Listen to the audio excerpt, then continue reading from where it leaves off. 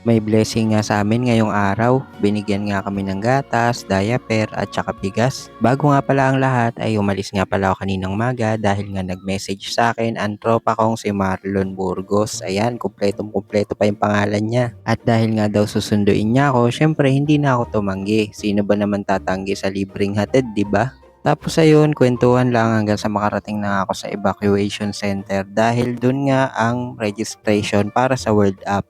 Kaya naman thank you talaga Tol Marlon dahil naalala mo pa ako para makapagpa-register at makakuha ng kahit papano. Bali noon nga ay nag-aalangan ako sa pagpapa-register ng World Up. Pero noong nag-research naman ako tapos ay may orientation naman dun sa mismong evacuation center ay nalinawan naman ako at medyo naintindihan ko na ang lahat.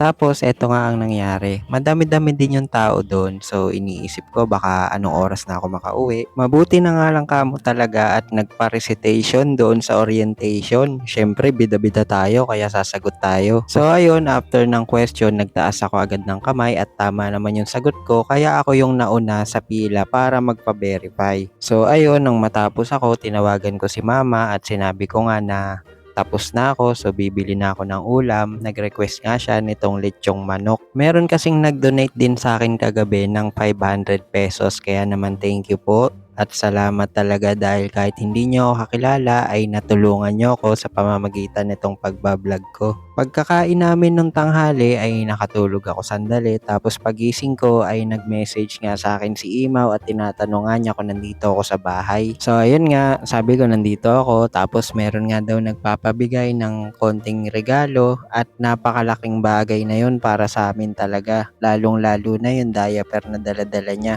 Kaya naman shoutout sa inyo Koji De La Cruz, Edward De La Cruz at Ron Ramirez sa lahat po nitong mga binigay ninyo. Sobrang salamat po talaga dahil napakalaking bagay na talaga to para sa amin. Matagal-tagal na nga din talaga abutin itong bigas at diaper pati na rin yung gatas na lagi naming iniinom ni mama para malakas din kami kahit papano. Thank you din Lord kasi kahit na minsan sobrang down na ako ay gumagawa ka pa rin ng paraan at gumagamit ng tao para matulungan kami sa ganitong sitwasyon namin. Sa totoo nga lang kagabi nakita ko yung post ng Full House na hiring nga at sabi ko kay mama na gusto kong mag-apply ng trabaho para naman hindi na ako mamalimos online. Pero sabi niya paano kami, sinong titingin sa amin? So kapag binabanggit niya talaga yon ay hindi ko alam at nagiging speechless talaga ako kaya ayun, pinagpapasa Diyos ko na lang ang lahat. Kaya naman walang hanggang pasasalamat po sa lahat ng umuunawa at tumutulong po sa amin. Maraming salamat po talaga.